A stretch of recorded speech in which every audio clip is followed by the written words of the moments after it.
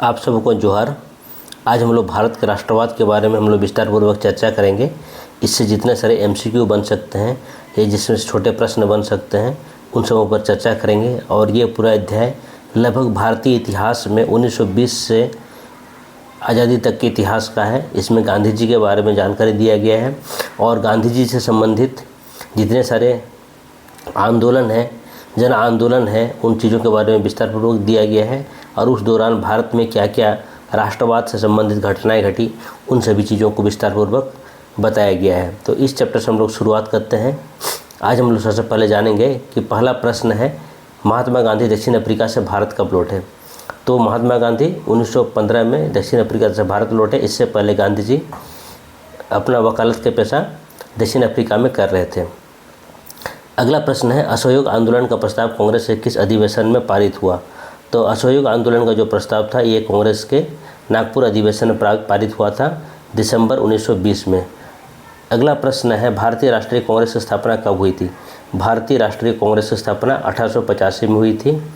एक अंग्रेज थे जिसका नाम था ए.ओ. ह्यूम, उनके द्वारा स्थापित किया गया था। ए.ओ. ह्यूम का पूरा नाम है एलन ऑक्टेवियन ह्यूम।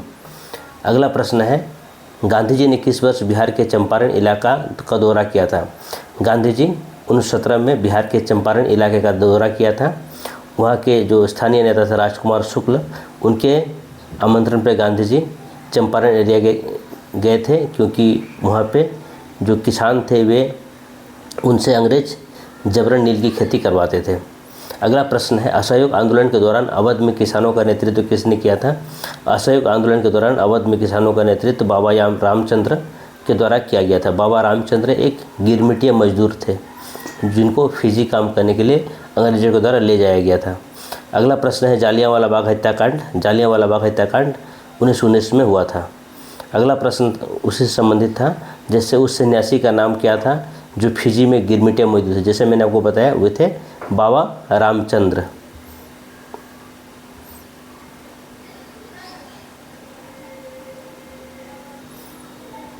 अगला प्रश्न है, असम में बागान श्रमिकों पर असहयोग आंदोलन का क्या प्रभाव पड़ा। जब असहयोग आंदोलन असम में काम करने वाले जो बागान श्रमिक थे उनको पता चला तो वे बागानों के काम को छोड़कर अपने वापस घरों की ओर आ गए थे। अगला प्रश्न है, सरदार वल्लभ भाई पटेल ने किस किसान आंदोलन का नेतृत्व किया था। बारदोली में किसान आंदोलन हुआ था जिसका नेतृत्व सरदार वल्लभ भाई पटेल ने किया था। और इसी समय ही बारदोली की महिलाओं के द्वारा ही सरदार वल्लभ भाई पटेल को सरदार की उपाधि दी थी। अगला प्रश्न है, साइमन कमीशन भारत क्यों आया था। साइमन कमीशन भारत का आने के पीछे भारत की जो संवैधानिक कार्य प्रणाली थी उसका अध्ययन करने और ब्रिटिश सरकार को सुझाव देने के लिए साइमन कमीशन आया था, जिसका भारत में व्यापक पैमाने पर विरोध हुआ। अगला प्रश्न है, भारतीय स्वतंत्रता संग्राम के दौरान गठित स्वराज पार्टी से जुड़े हुए नेता कौन थे। स्वराज पार्टी से जुड़े हुए नेता थे मोतीलाल नेहरू और चित्तरंजन दास। इन्हीं के द्वारा स्वराज पार्टी का गठन किया गया था। अगला प्रश्न है, लखनऊ समझौता किस वर्ष हुआ था। लखनऊ समझौता वर्ष 1916 में हुआ था। अगला प्रश्न है, भारत में खिलाफत आंदोलन कब और किस देश के शासक के समर्थन में शुरू हुआ था। भारत में खिलाफत आंदोलन 1919 में तुर्की के शासक के समर्थन में शुरू हुआ था। अगला प्रश्न है, किसे बादशाह खान या सीमांत गांधी के उपनाम से जाना जाता है। यह है खान अब्दुल गफ्फार खान। इनको बादशाह खान या सीमांत गांधी के उपनाम से जाना जाता है। गांधी जी, जिसका पूरा नाम था मोहनदास करमचंद गांधी, उसको हम लोग महात्मा गांधी के नाम से जानते हैं। तो गांधी जी को जो महात्मा की उपाधि थी ये किसने प्रदान की थी। तो रविंद्रनाथ टैगोर के द्वारा गांधी जी को महात्मा की उपाधि प्रदान की गई थी। चौरी चौरा के हिंसात्मक घटना के बाद गांधी जी ने किस आंदोलन को वापस ले लिया था। एक जगह है उत्तर प्रदेश में चौरी चौरा, जहाँ पे भारी भीड़ ने एक पुलिस थाने को जला दिया था और ये घटना हुई थी असहयोग आंदोलन के दौरान। तो इस घटना से गांधी जी बहुत व्यथित हुए और उन्होंने असहयोग आंदोलन को स्थगित कर दिया। अगला प्रश्न है, जालियांवाला बाग हत्याकांड के बाद किस समिति का गठन किया गया था। जालियांवाला बाग हत्याकांड को जांचने के लिए अंग्रेजों के द्वारा हंटर समिति को गठित किया गया था। अगला प्रश्न है, गांधी जी ने सविनय अवज्ञा आंदोलन का आरंभ किस कार्य से किया था।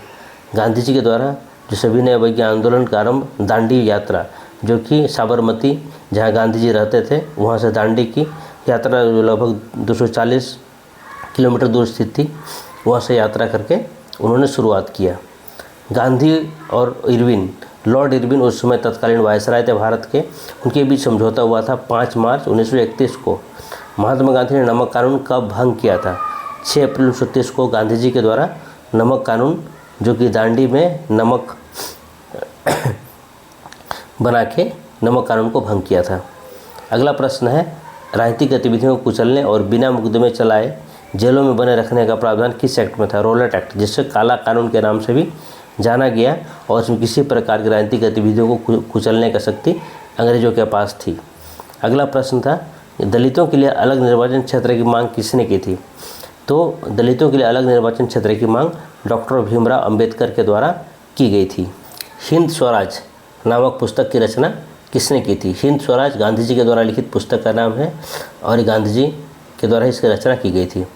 पूर्ण स्वराज की मांग कांग्रेस के किस अधिवेशन में स्वीकार किया गया था? कांग्रेस के जो लाहौर अधिवेशन हुआ था उसमें पूर्ण स्वराज की मांग को स्वीकार किया गया था।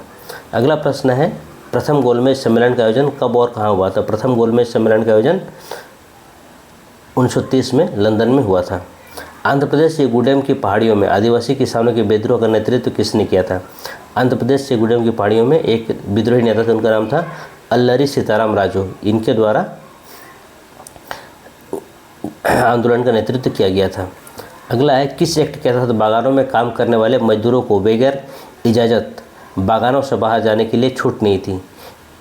अंग्रेजों के द्वारा एक कानून बनाया गया था जिसका नाम रखा गया था इनलैंड इमिग्रेशन एक्ट। इसके तहत किसी भी व्यक्ति को अपने बागानों से बाहर नहीं जा सकते वे बिना अंग्रेजों की इजाज़त के। अगला प्रश्न है, भारत के लिए डोमिनियन स्टेटस या डोमिनियन स्टेट का गोलमोल सा ऐलान किस वायसराय के द्वारा किया गया था? तो कांग्रेस के नेताओं को शांत करने के लिए लॉर्ड इरविन के द्वारा डोमिनियन स्टेट का गोलमोल सजस वायदा किया गया था, लॉर्ड इरविन के द्वारा। अगला प्रश्न है, स्वतंत्रता मेरा जन्मसिद्ध अधिकार है और मैं इसे लेकर रहूँगा, यह नारा किसने दिया था? यह प्रसिद्ध नारा बाल गंगाधर तिलक का है। भारत छोड़ो आंदोलन कब हुआ था? भारत छोड़ो आंदोलन 1942 ईस्वी को किया गया था। करो या मरो का नारा किसके द्वारा दिया गया था? करो या मरो का नारा गांधी जी के द्वारा दिया गया था। अगला प्रश्न है, खिलाफत आंदोलन की शुरुआत किसने की थी? खिलाफत आंदोलन की शुरुआत 2 भाई थे, मोहम्मद अली और शौकत अली के द्वारा की गई थी। आनंदमठ नामक प्रसिद्ध उपन्यास के लेखक कौन थे? आनंदमठ नामक प्रसिद्ध उपन्यास के लेखक बंकिम चंद्र चटर्जी थे। और अगला है, वंदे मातरम गीत, जो हमारा राष्ट्रीय गीत भी है और इसका रचना भी बंकिम चंद्र चटर्जी के द्वारा किया गया था। अगला प्रश्न है, जालियांवाला बाग हत्याकांड कब हुआ था? 13 अप्रैल 1919 को जालियांवाला बाग हत्याकांड हुआ था। अगला प्रश्न है, अखिल भारतीय स्तर पर चलाए गए गांधी जी का पहला जन आंदोलन कौन सा था? तो अखिल भारतीय स्तर पर चलाया गया पहला जन आंदोलन, जो सबसे बड़ा आंदोलन था, असहयोग आंदोलन, यानी अंग्रेजों को सहयोग नहीं करना है, जो गांधी जी के द्वारा चलाया गया था। अगला प्रश्न है, प्रथम विश्व युद्ध कब से कब चला? तो 1914 से 1918 तक प्रथम विश्व युद्ध का अंग्रेजों को चलाया गया था। अगला है, भारत में तुर्की के खलीफा के समर्थन में कौन सा आंदोलन चलाया गया था? भारत में तुर्की खलीफा के समर्थन में चलाने वाला आंदोलन था खिलाफत आंदोलन। गांधी जी द्वारा असहयोग आंदोलन की शुरुआत किस वर्ष की गई थी? गांधी जी द्वारा असहयोग आंदोलन की शुरुआत 1920 में की गई थी। गांधी जी का पहला सत्याग्रह कब और कहाँ हुआ था? 1917 में गांधी जी चंपारण गए थे और नील की खेती करने वाले किसानों के समर्थन में उन्होंने अपना आंदोलन शुरुआत किया था और यह आंदोलन पूरी तरह से सफल होता है। ये गांधी जी का पहला सफल सत्याग्रह माना जाता है। इसके बाद अगला प्रश्न है, गांधी जी का दूसरा सत्याग्रह कब और कहाँ हुआ था? 1917 में ही उन्हें खेड़ा गुजरात के किसानों के समर्थन में उन्होंने अपना आंदोलन शुरुआत किया, जहाँ पे कर लगान की दर बहुत ज़्यादा थी और इसके लिए उन्होंने किसानों के समर्थन में अंग्रेजों के सामने अपना पक्ष रखा और उन्हें किसानों की जीत हुई। ये दूसरा गांधी जी का सत्याग्रह था। और गांधी जी ने 1918 में कहाँ सत्याग्रह किया था? 1918 में अहमदाबाद के सूती मिल कारखाने के मजदूरों के समर्थन में 1918 में किया था। यानी ये 3 आंदोलन गांधी जी के जो अपने क्षेत्रीय स्तर में थे। 1917 का चंपारण पहला, दूसरा था आपका खेड़ा गुजरात में और तीसरा अहमदाबाद 1918 में। गांधी जी ने किसके खिलाफ सर्वप्रथम राष्ट्रव्यापी आंदोलन चलाने का फैसला किया था? तो रॉलेट एक्ट के खिलाफ गांधी जी ने सर्वप्रथम राष्ट्रव्यापी आंदोलन चलाने का फैसला किया था। कब? 1919 में। किस घटना के बाद गांधी जी ने असहयोग आंदोलन को वापस लेने का फैसला किया था? चौरी चौरा कांड जो 1922 में हो गई थी, इस घटना के बाद गांधी जी ने असहयोग आंदोलन को वापस लेने का फैसला किया था।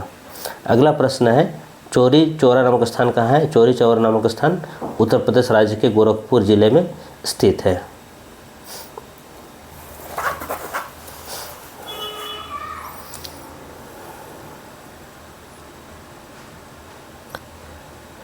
गांधी जी ने किस वर्ष असहयोग आंदोलन को ख़त्म करने की घोषणा की? ये साल था 1922 में। जब चौरी चौरा कांड हो जाती है तब गांधी जी के द्वारा असहयोग आंदोलन को वापस कर लिया जाता है या समाप्त कर लिया जाता है। साइमन कमीशन भारत कब पहुंचा? 1928 में। ठीक है, एक सदस्य समिति था, सर जॉन साइमन के नेतृत्व में 1928 में पहुंचा। गांधी जी द्वारा सविनय अवज्ञा आंदोलन की शुरुआत कब की गई थी? 1930 में। गांधी जी ने नमक यात्रा अपने कितने सहयोगियों के साथ शुरू की थी? अपने 78 सहयोगियों के साथ शुरू की थी। ये कहाँ से कहाँ गए थे दांडी यात्रा में या नमक यात्रा में? ये साबरमती आश्रम से दांडी की यात्रा की थी। तो साबरमती आश्रम से दांडी की दूरी कितनी थी? 240 किलोमीटर। अगला प्रश्न है, दलित वर्ग एसोसिएशन की स्थापना किसके द्वारा की गई थी? डॉक्टर भीमराव अंबेडकर के द्वारा दलित वर्ग एसोसिएशन की स्थापना की गई थी। और पूना समझौता किसके बीच हुआ था? पूना समझौता हुआ था महात्मा गांधी और डॉक्टर भीमराव अंबेडकर के बीच। और अगला प्रश्न है और अंतिम प्रश्न है, भारत छोड़ो आंदोलन किस वर्ष हुआ था? 1942 में। तो ये सारे प्रश्न आपको मैट्रिक परीक्षा, JSSC द्वारा परीक्षा या JPSC द्वारा परीक्षा में पूछे जा सकते हैं। ये बहुत आसान है और इनको एक दो बार देख लेने से आप इसको आसानी से इन चीज़ों को समझ सकते हैं। और इनका विस्तृत नोट्स हम लोग आगे के वीडियो में दे देंगे। तब तक आप इन लोगों को देखते रहिए, पढ़ते रहिए और हमारे चैनल्स को सब्सक्राइब करना ना भूलें और बेल आइकन को ज़रूर दबाएं ताकि आपको समय समय पे नोटिफिकेशन आए और आप अच्छे से तैयारी कर पाएँ। आने वाले समय में इससे बेहतरीन वीडियो आप लोगों के लिए लाए जाएंगे। तब तक इस चैनल को अपने दोस्तों को शेयर करें, सब्सक्राइब करें और हमारे चैनल पे बने रहें। आप सबका बहुत बहुत धन्यवाद।